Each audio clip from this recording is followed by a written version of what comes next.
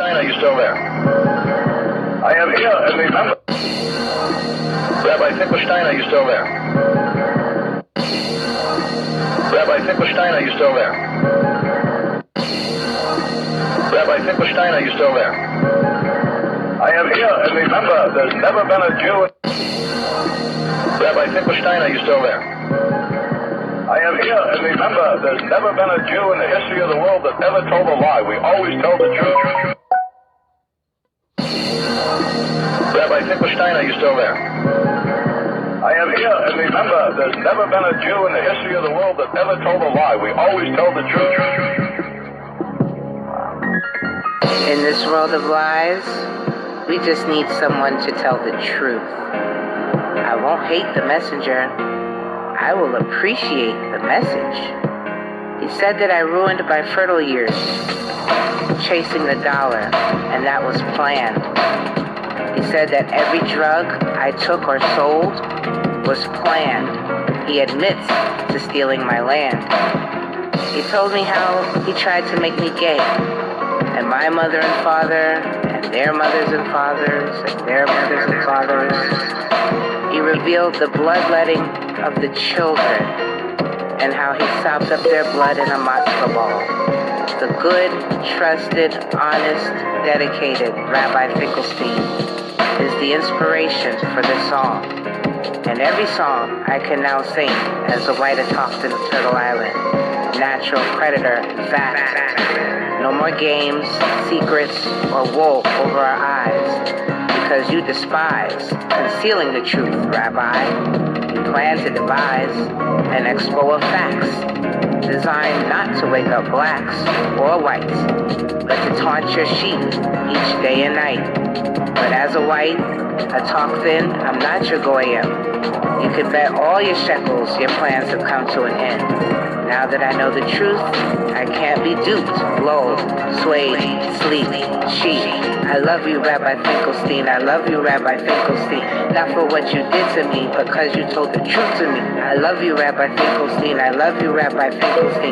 Not for what you did to me, because you told the truth to me. I love you, Rabbi Finkelstein. I love you, Rabbi Finkelstein. Not for what you did to me, because you told the truth to me. I love you, Rabbi Finkelstein. I love you, Rabbi Finkelstein.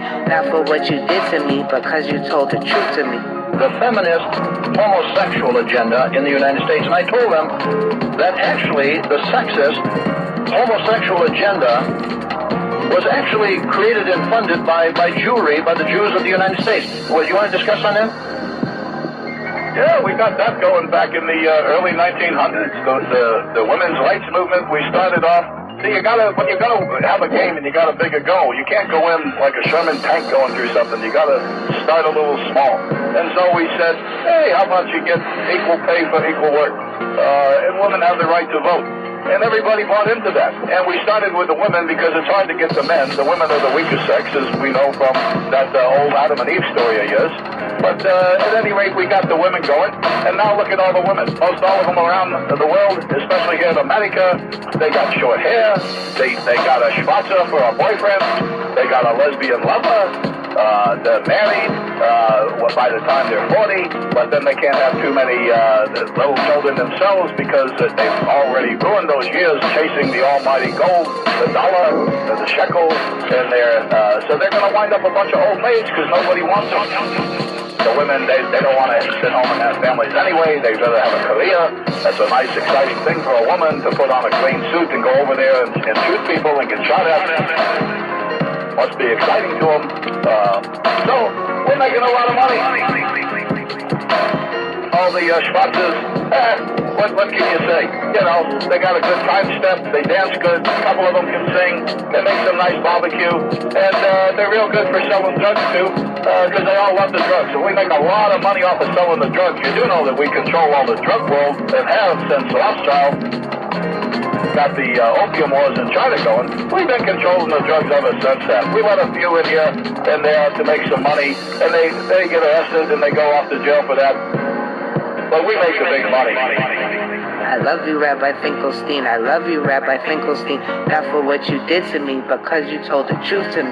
Well, that's very interesting. I understand that. But I also know the bloodletting. I know that on your Passover, which isn't mine, that a lot of little children do disappear, and I do know that, and I know a lot of police departments and agencies have been informed, but you're very open. You're very open tonight. I'm very surprised that you're talking about the bloodletting of the little children, that you put their blood in the matzah balls, and that you eat it on sacrifice on Passover. Well, there was a Goyim that wrote a book about it back in the 30s. I forget his name at the moment. But anyway, he wrote the book. People didn't buy the book. People don't want to listen. We've been doing this for thousands and thousands of years, since down to Adam's time. We take the children of our enemy, which is the white race, and we bring them to the basements in the synagogues, where we drain the blood and watch them die there. It's very similar to how we do the sacrifices that we do with the kosher butchering, and so we do that, and then we mix it with the Passover bread, and so we eat the blood of our enemies. And the bodies, we're not cannibals, so what we do is we take those, because we can make some shekels, and we give them to the slaughterhouses, and those are pounds and pounds and pounds of meat that we grind up in the sausage and the hamburger, and that's why we made those the most popular things, sausage for breakfast and hamburger for lunch. And so all the Goyim out here are really eating their children. And even when we say this outright and tell you people, you don't believe it. So that's your problem.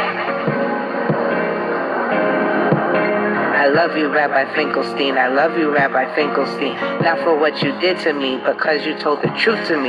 So let me ask you this. There's a lot of speculation here. I know that the Jews are thieves and liars of any moral society.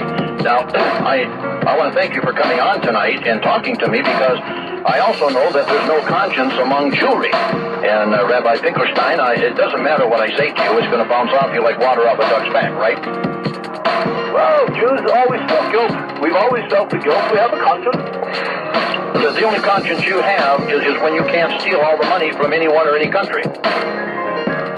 Well, you're hitting a little close to home, but you're correct. It's not that you Jews are hiding anything. You're coming right out on television, in the newspapers, on the radio, and you're telling the people exactly what you're going to do before you do it, and they're like they're brain dead. Well, we did a good job with the public school system. We got you to put all of your children in there. You notice that the Jew doesn't put his children in there. They go to the Hebrew Academy, where we teach them the real things, and then they go to the synagogue and they learn the real important things.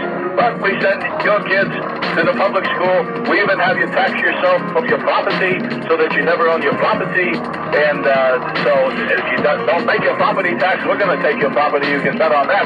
And we have you put your kid in a 12-year babysitting is about all it does, because you don't learn anything. And then by that time, the kids, they get to be teenagers, and then we give them the music. Not that we really want to call it music, because, oy vey, that's not music. But they listen to that, and then they want to do what they want to do, and so we sell them drugs, and we make a lot of money off your children. Your children from cradle to grave. All we do is make money off of them. Your cattle, your goyim, the human cattle. Mazel tov.